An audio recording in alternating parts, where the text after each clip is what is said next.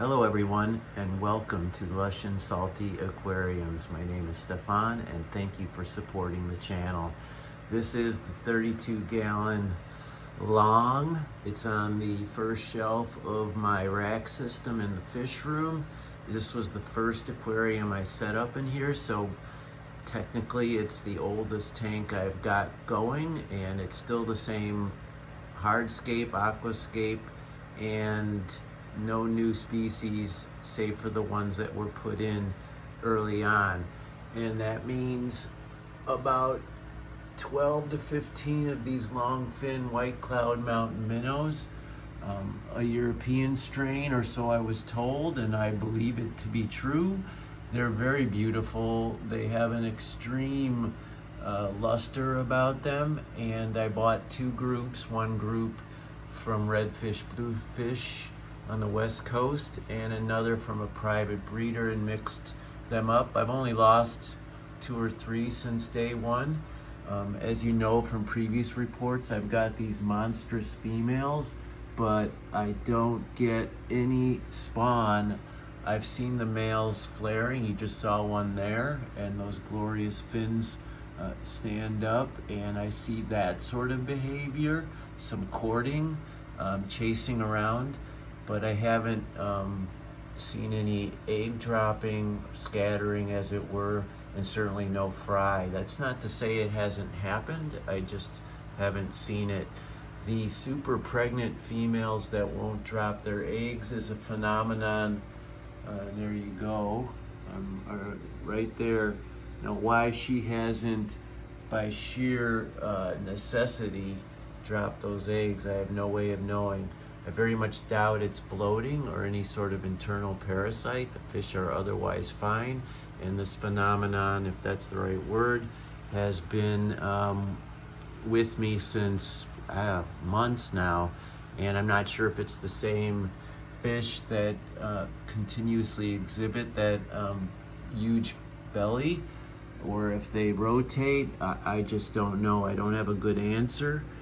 I've seen reports of this from other fish behaving in this way. I had a similar occurrence when I was in California with cherry barbs, where I had super pregnant females in a very healthy, otherwise perfectly suited aquarium. I certainly think this would fit that bill, and I didn't get a spawn from them either. And I tried all kinds of tricks, but this isn't really a bad news situation because I'm not trying to breed them.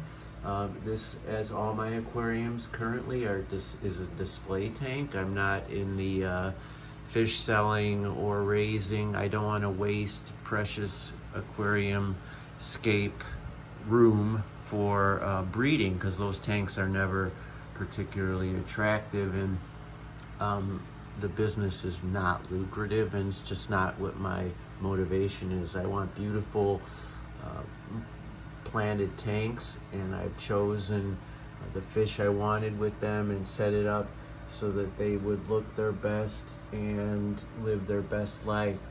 This aquarium is my coolest tank. I don't mean cool as an adjective in the sense like, wow, it's nifty, neat, swell. I mean coolest temperature wise. It's about 76 degrees. Most of my other aquariums are 78 and above, especially the display tank out front. It's over 80 because I've got angelfish and rams. But this tank for this fish, the White Cloud Mountain Minnow, likes a cold water. They can even tolerate no heat at all.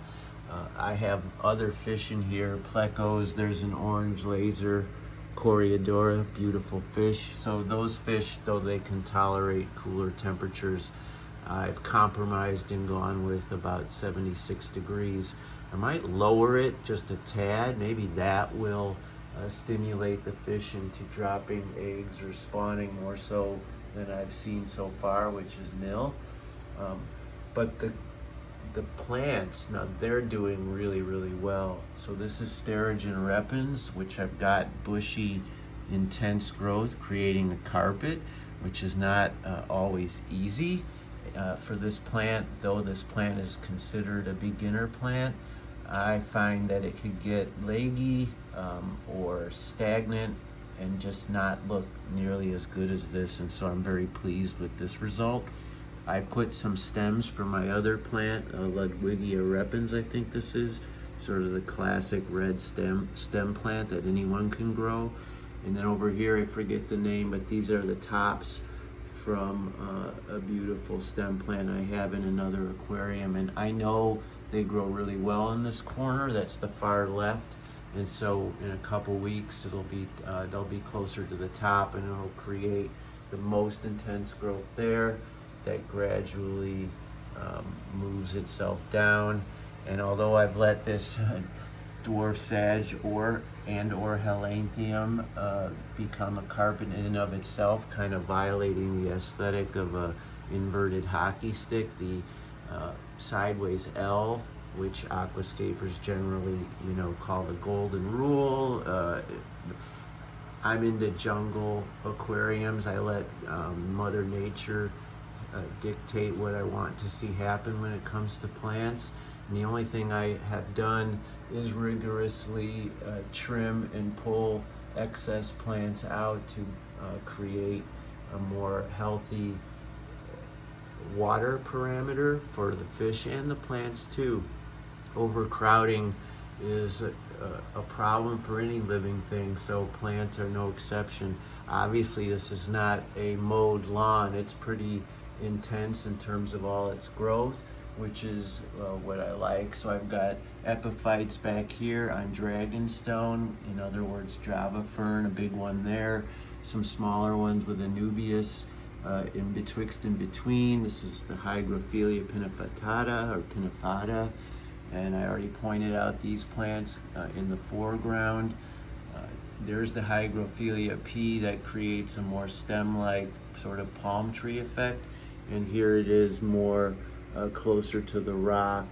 And I like both forms, and you can easily cultivate both forms if you just use your shears to cut down these fronds. You will get a shorter, more compact growth. I like having both in my tank.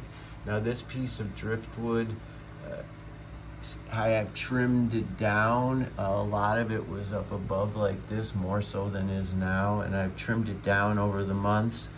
And I've also fought pretty successfully against blackbeard algae. There's the remnants of it on these stems. Prior to the BBA, I had a green filamentous algae on here, and I bought some reticulated Siamese algae eaters, which immediately took care of that, but that opened up an opportunity for the BBA. So a lot of times when you solve one problem, another one occurs. Maybe it's not a problem, it's just managing the ecosystem. And so now I have eliminated the blackbeard algae for all intents and purposes.